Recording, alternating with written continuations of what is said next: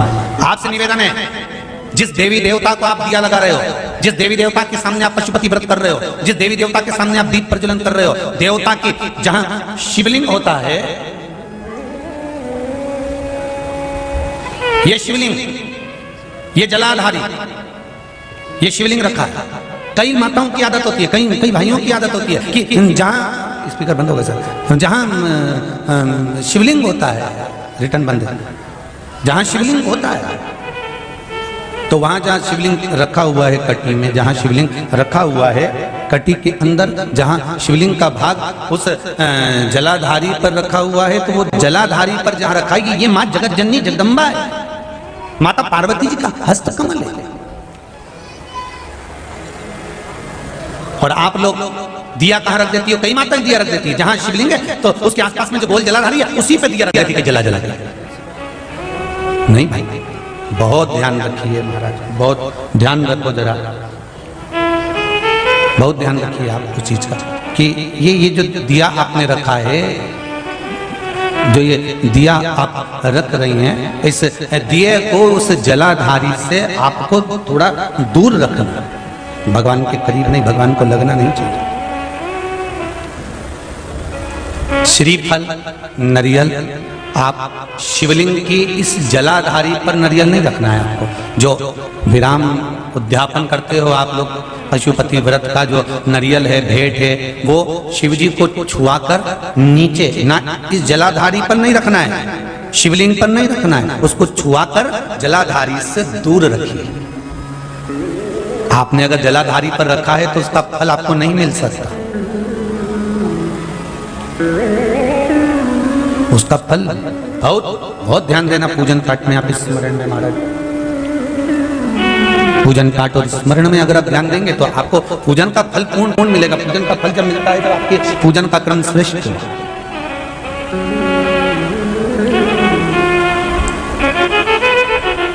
पूजन का फल तभी प्राप्त होता है महाराज, और उस पूजन के फल को हमें अगर प्राप्त करना है तो हमको श्रेष्ठता धारण करना ही पड़ेगा, हमें अपनी गलतियों को सुधारना पड़ेगा। जहां शिवलिंग रखा हुआ हो, जलाधारी जो है वो पार्वती जी का, रिटर्न बढ़ाओ नहीं, पार्वती जी का स्थान है।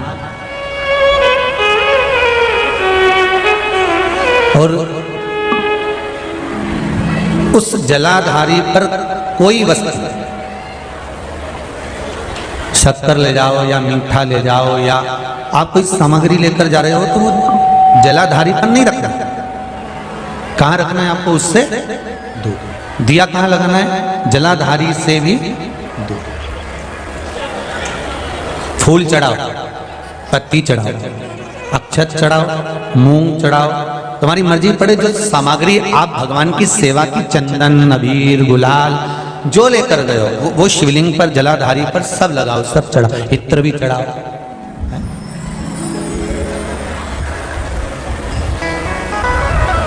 सब समर्पित करो। पर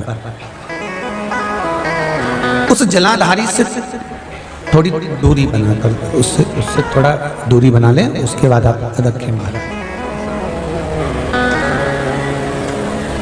थोड़ी सी दूरी बनाकर अगर रखेंगे तो भगवान उसको स्वीकार करेगा। जैसे रुद्राक्ष की माला पहन लेने वाला व्यक्ति, गले में अगर एक रुद्राक्ष पड़ा हुआ है या तुलसी की माला पड़ी हुई है, पद्म पुराण के पाताल खंड में अध्याय नंबर 7, अध्याय नंबर 9, कौन सा पुराण है? पद्म पुराण। कौन सा खंड है? पाताल खंड। पद्म पुराण के पाताल खंड में अध्याय नंबर 7 और 9 में तुलसी और रुद्राक्ष का वर्णन आता है।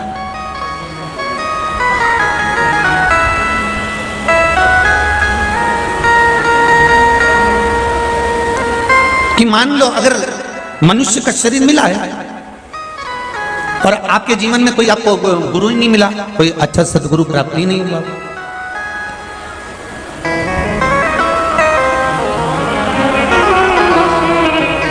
और आपने अगर गुरु मंत्र भी नहीं लिया हो, गुरु मंत्र भी अगर धारण नहीं किया हो,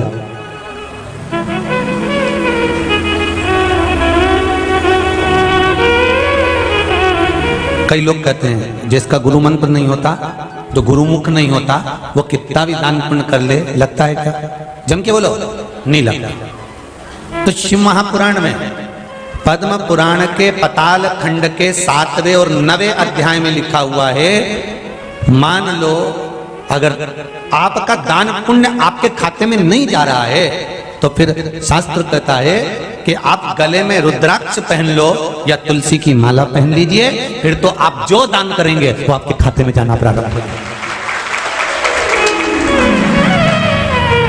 गले में या तो रुद्राक्ष का एक मनका या माला, कुछ भी अगर आपके गले में पड़ी, रुद्राक्ष की एक मनका या एक माला भी आपके गले में पड़ी हुई है, या तुलसी की माला का एक मनका या तुलसी की माला भी आपके गले में पड़ी है, तो उसका फल आपको मिलना प्रारंभ हो जाएगा। उसका फल आपको मिलना प्रारंभ हो जाएगा। हमारे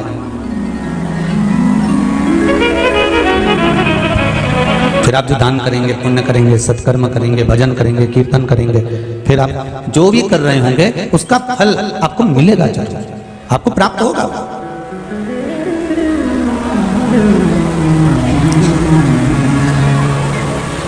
अच्छा, कई लोग कहते हैं गुरुजी माला पहनने से क्या होता है, रुद्राक्ष पहनने से क्या होता है?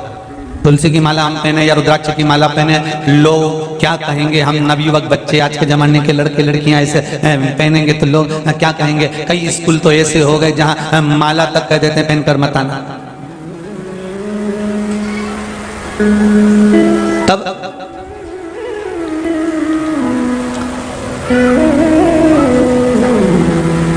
भाई कोई सौभाग्यवती नारी जो होती है ना, मांग में सिंदूर भरती है, बिंदी लगाती है, कई कई नई फैशन की है तो सिंदूर भी नहीं भरती है। कृपा है, आप केवल विश्वास मानकर सारी समस्या का हल,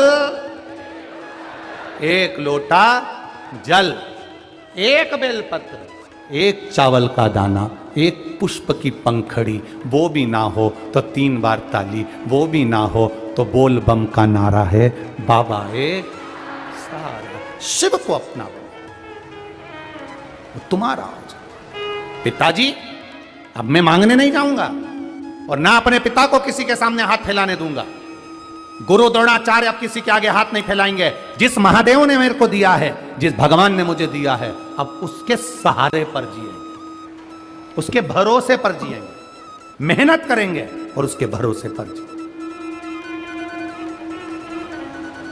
मेहनत करना नहीं छोड़ना है। अगर सच्चा गुरु होगा ना, सच्चा गुरु होगा तो कभी नहीं कहेगा कि मैं तुम्हारे लिए ये कर दूंगा। सच्चा गुरु कहेगा मेहनत तुम्हें करना है, परिश्रम तुम्हें करना है और फल देना फिर उसके हाथ में। दिन रात दारू के नशे में रहते थे गुरुदेव। हम सब बहुत परेशान थे, बच्चे भी और हम भी बहुत दुखी होते थे। एक बार शिव महापुराण की कथा टीवी पर सुन रही थी, पति भी वहीं बैठकर थोड़ी सी कथा उसने सुन ली और कथा सुनने के बाद में टीवी के सामने ही उसने संकल्प ले लिया कि आज के बाद कथा का नशा करूंगा, मदिरा का नशा नहीं करूंगा, और मदिरा छोड़ दी। गुरुदेव बाबा की कृपा से 3 तारीख से कथा चल रही है। मेरे पति मुझे लेकर आते हैं, कथा सुनवाते हैं और इतने महीने हो गए उन्होंने मदिरा को हाथ तक नहीं लगाया। मैं देवाधिदेव महादेव को प्रार्थना करती हूँ सबका कल्याण ऐसे ही करें। ये शिव तत्व है, औघड़ी, ये शंकर, ये दयालु। हर हर महादेव, श्री शिवाय नमस्तुभ्यम। हर हर महादेव, श्री शिवाय नमस्तुभ्यम। महादेव जी की जय। हर हर महादेव, हर हर महादेव। श्री शिवाय नमस्तुभ्यम, श्री शिवाय नमस्तुभ्यम, श्री शिवाय नमस्तुभ्यम। हर हर महादेव, हर हर महादेव। श्री शिवाय नमस्तुभ्यम, श्री शिवाय नमस्तुभ्यम।